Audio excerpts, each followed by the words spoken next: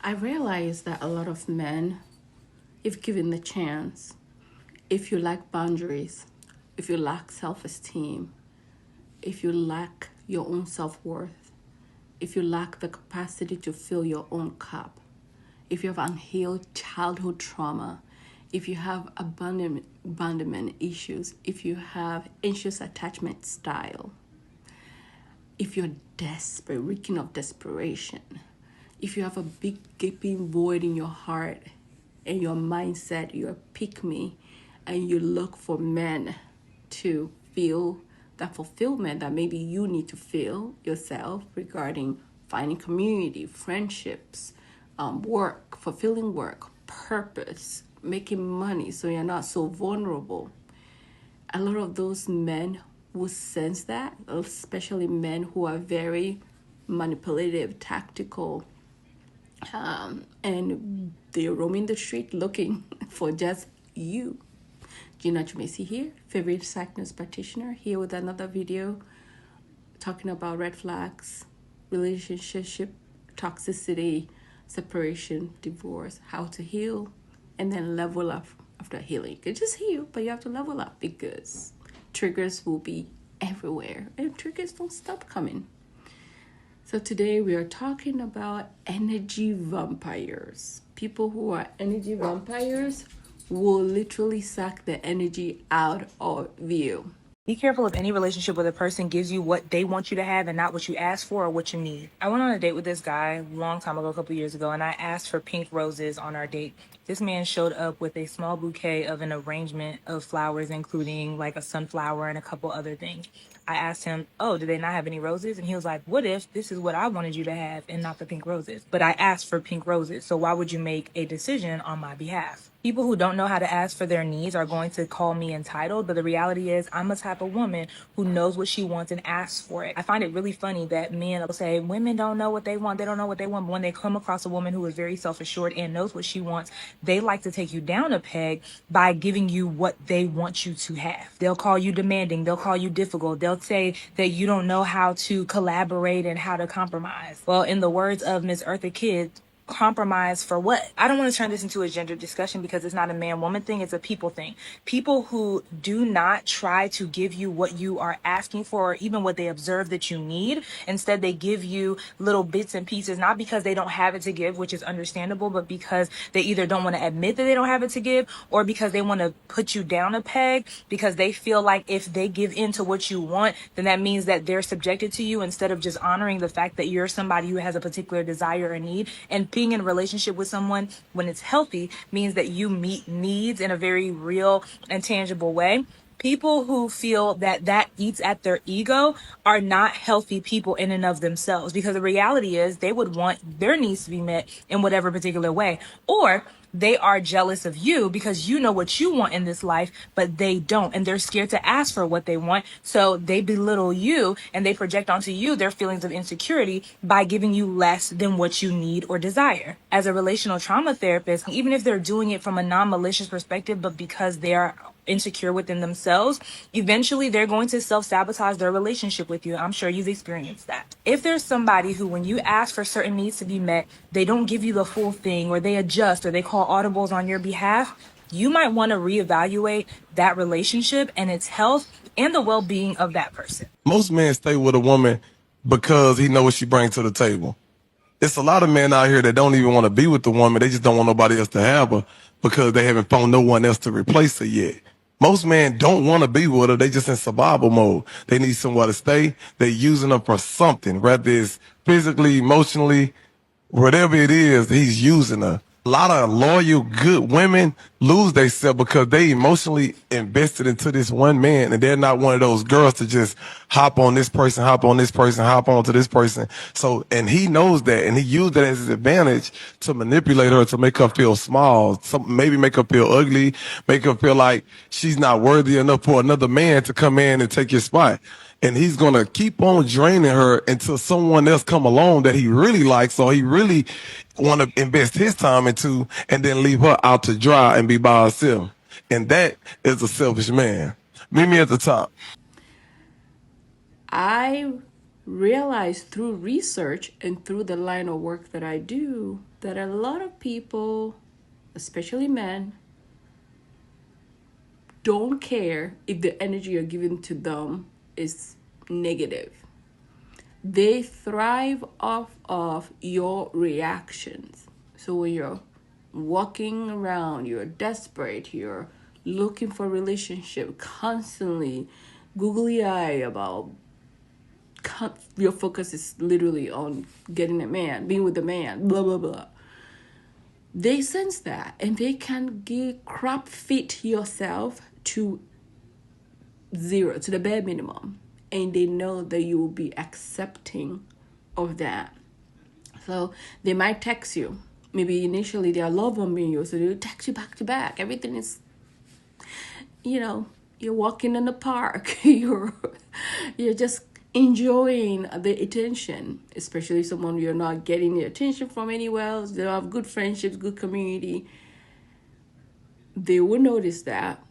So then they start manipulating you in different ways. They start pulling back on the attention or the love that they're giving you, or whatever gift, text, communication, calls, video calls, FaceTime. Now go to every other day, every third day. And then because you are hungry, if you ever gone to the grocery shop and you're hungry, you just feel like you want to grab anything and everything in front of you. So kind of similar. So they will notice that, because if they haven't texted you in 3 days, in a week, unless they text you and you respond immediately. I'm not here to tell you, oh, if they text you in 3 days, wait another 3 days and text them back. No, but you have to know when to detach, when to not give your energy, not to accept the bare minimum.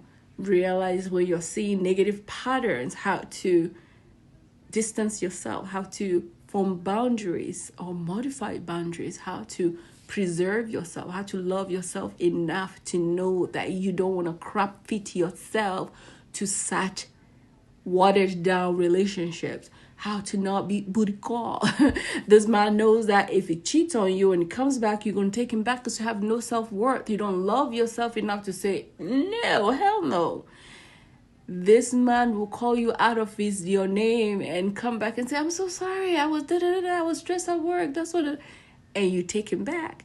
This man will literally bulldoze his way over your boundaries, and you still sit there with your hands within your lap and wait for him to once again take his bulldozer and bulldoze his way right through all the things you set up, because he knows you won't tolerate the BS he's putting. If you're not a dog, don't go back and eat dog food. So what kind of vibe are you putting out? If you're putting out that kind of vibe, or you're putting out dog food, you're going to have dogs coming to you. So start working yourself so that whatever you're putting out, when the dog sees it, they'll smell it, they'll be like, no, I don't like that. She's too boundaried up for my kind. I like women who have loose boundaries, women who like booty calls, and then women who take the STIs, STDs, that disrespect and still be there. You see how I'm saying? So don't give your energy to a man who you can obviously see and notice that they're up to no good. They don't have your best interest at hand. And take that power back. Preserve yourself. Preserve your children together, if unfortunately you do, and learn from that and step up. Bye. Okay, bye. So you've broken up with a guy 3 times, right? Because he's got issues. And he either still shows up at your house, or he continues to send text messages with little heart faces and winky faces and kissy faces. Now, here's what you've got going on, okay? It's actually your behavior that's driving what he's doing. And I'm going to explain to you why. At some point, once you took him back the first couple of times, the man really put together that if he is consistent enough with just enough effort, you will give in during some weak moment and you will accept him back. Now, that is the thread that he's going to hang on, because it's a proven fact in the history of your guys' relationship. anytime you send a man a mixed signal, okay, and I'm going to be honest with you, telling him that you're done with him, but not blocking him in text message, that's a mixed signal to a guy, right? Because now, even though you're done, you have not eliminated that avenue of communication. So he is going to consistently try to wear you down, find your weak moment to where you're lonely or you need some attention or whatever it is, and then he's going to pounce on that opportunity. When you decide that you're done with someone, you're done with them. Okay. And I know what you're going to say. Well, he shows up at my house.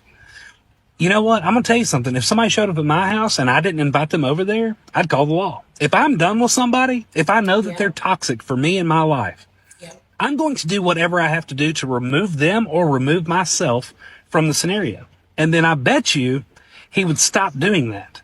That is called harassment. That is not a breakup. That is him not accepting no as an answer. That is him almost bullying you to where you just give in to something against your will almost. 3 red flags that'll show you that he's selfish and doesn't really care about you. Tune in. Number 1, he wants everything done on his time. When he wants to see you, or, when he wants to hang out with you or do stuff, it's only when he's available. But if you ask or you say you're only available at this time, or if you ask, can I see you this day, it's automatic no for him. Number 2, when you want to vent to him, he doesn't really want to listen. He doesn't want to hear. He's like, I don't want to hear this. This is BS. But when he wants to vent to you, he wants you to be all ears. He wants you to listen to him and console him and be his emotional support. But he doesn't want to be your most emotional support. That's selfish as hell. And number 3, he gaslights you. When you tell him like you're feeling a certain way about something between your relationship, he's like, oh, you're being dramatic, you're being clingy, you're being needy. If he says any of that, run away from that man as soon as possible. He don't give a shit about you. Men are the prize because they have standards. When it comes to dating, they are very active in ensuring that women face the consequences of behaviors they do not agree with. Meanwhile, women are very skilled at giving grace, making excuses for bad behavior, forgiveness, hoping for the best with no justifiable reason.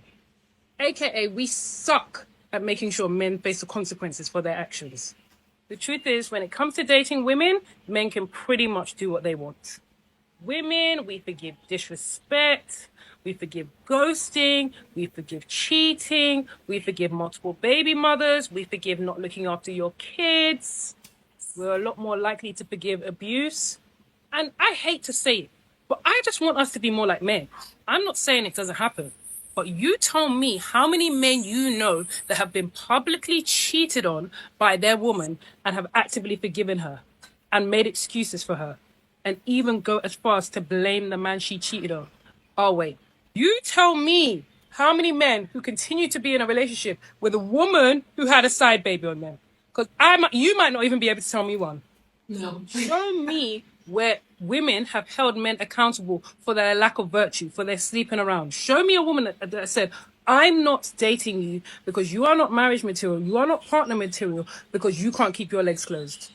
I could wait until my battery dies. Now, I'm not here to judge anyone because I have been guilty in the past of accepting less than treatment for a man. However, what I would like us now to do, ladies, is stand up. Because if you notice, the behavior of men as time goes on is getting worse and worse and worse when it comes to dating. And that is because they do not face any repercussions for their actions. And this is why they hate marriage and child support so much. Because these are the only institutions that can hold them accountable. So ladies, today, I'm going to need you to get it together when it comes to that man who is playing in your face. You know who I'm talking about. Having respect for yourself and lower tolerance when it comes to men is such an underrated cheat code that a lot of women do not utilize. Women who are in successful, happy relationship have boundaries. Their men are fully aware that if they play around, there will be consequences for their actions. Yes. And if you don't know how to be one of those women, that's fine. I had to learn recently too. Let me tell you how. Stop letting shit slide. Anything that he does to you that he would not accept if you did to him, act accordingly. The only thing negative that comes from cutting a man off who is doing you wrong, unless you're financially dependent on him, is sadness. You will live unless your safety is in danger, and I know for some women that is an option. I'm not talking to you ladies. You have my deepest sympathies, and I'm sending you all my love and strength. Sis, you have got this. We are rooting for you. But to the ladies where your safety is not in danger, you will be all right. Take that sadness, turn it into a lesson, learn what you need to learn from it, and apply it to the next guy that you date. Because what was it Gucci Mane said? Miss one, next 15, one coming. That's men. Especially if you fly. So get fly, ladies. I always recommend getting fly. And I don't talk about societal fly. I'm talking about the best version of you. All of that to say, stop letting these men ice skate. It's not making them better. It's making them worse. And who it's making them worse for is the next generation. That is our younger sisters. That is our younger cousins, our friends, our daughters, our granddaughters. Women, let's tighten up. Well, like I always say, there's always an exception to the rule for best results. Assume it's not you. I'm watching Dubai Bling, and I just want to come on here and vent real quick about Mona Katan's husband, because these types of men need to be avoided. Do not marry a man who tells you that you need to prioritize having children and creating a family with him, and in the same breath he tells you that changing diapers is where he draws the line. This man told this gorgeous, multimillionaire, entrepreneurial woman who is independent and doesn't need him that she should drop everything and get pregnant, but in the same breath, he told her, I'm not going to change any diapers. Mind you, this is his response after she expressed to him that she has an entire year of business that she needs to focus on, and she would consider getting pregnant at the end of the year. So she's not saying, I'm never going to have your children. She's saying, not right now. And he told her, drop everything and get pregnant. And at the beginning of the season, when they're doing all those character intros, she literally said, I'm a little bit insecure about my body weight and I don't want my body weight to increase, and that's why I don't want to have kids right now. Perfectly valid. Perfectly valid. Get to the body size that you want to get to and then get pregnant. Because if you're at a body weight that you don't like, you're gonna gain more weight when you're pregnant, which is gonna take a serious toll on your mental health, regardless of how ready you are to have that baby. Not only that, but she's not ready to have this baby, and she's expressing this to her husband, and he's dismissing all of it. I actually liked him at the beginning when I saw him. I was like, oh, this man looks really sweet. He looks really genuine. And I'm sure he's really sweet, and I'm sure he's really genuine. But it is so normalized for men to completely brush off women's concerns about getting pregnant and actually birthing children because they're not the ones who have to do it. So they don't really care how worried or stressed out you are. If a man says to you he wants you to have his kids, but he has no desire to change a diaper, it means he has no desire to actually parent the child, to actually be involved in the everyday parenting of the child. Now you might say, if he has money, he can hire a nanny. A nanny will not replace a father. A nanny cannot replace having a father figure in the home. They just care about getting a mini version of themselves and continuing their lineage. Even if it comes at the expense of your wife being unhappy with herself, resentful of you, and resentful of the child, because now she has an added responsibility, which is actually a priority even before herself, that she does not think she's ready for. And I understand that it's very hard to vet for this particular type of guy because a lot of men will just flip the script and they'll say whatever they think you want to hear. And then when you're actually married to them, that's when their true intentions and their true character will come out. But a good way to avoid getting married to this type of man is to be so straight up about the fact that you don't want to have kids unless you feel like you're ready for it. So a lot of us, myself included, do not see ourselves having kids unless we know our bodies are physically able, our minds are physically able, and we have established ourselves far along enough in our careers that we feel satisfied with our own self and our own accomplishment and can now pour our love and energy and time and affection into a living, breathing human being. Because the reality of the situation is there are a lot of unwanted children out there and a lot of men who thought they wanted children until they realize it's not just a cute little mini version of you. This thing cries a lot.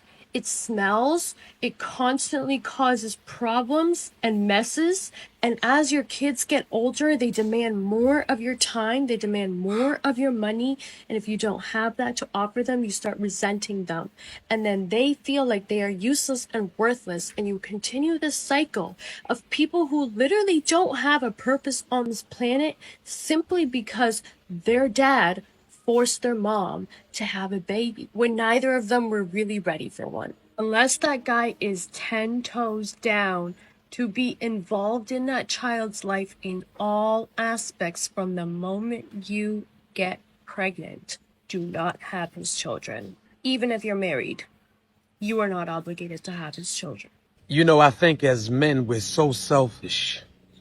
And we don't even mean to be. And what I mean by this, we are so inconsiderate of the women that we have in our lives, right? And the reason why we're so inconsiderate is because we seen our moms slave growing up, right? Like they cook, they clean, they never had a day off, they never had a moment to themselves, and they still made time to read you a book or tell you, help you with your homework. Like, and I think that goes over into adulthood, right? Because we get these wives, we get these girlfriends, and our expectations are so high. We think that they should just automatically cook, clean, slave over a stove, had a house together, make sure the baby's good, and at the end of the night, we got the nerve to pull our penis out and want to be tended to as well. We're inconsiderate. And I'm learning, right? Marriage has taught me consideration because now I go out of my way. No matter if I'm good at it or not, I go out of my way to create conversations. If she in the kitchen making string beans, maybe I could snap them. If she making macaroni and cheese, maybe I could shred the cheese. If she washing dishes, maybe I can dry and help put them up. I think that we getting like this King Tut mindset where, yeah, we bring all the money in, so let me just sit down and she can handle all the house shit, and that's not real. It takes a teamwork to be in a marriage. If you got somebody that you really love, consider what the she goes through. She done did all of that and you still wanted to suck her. Give her a night off.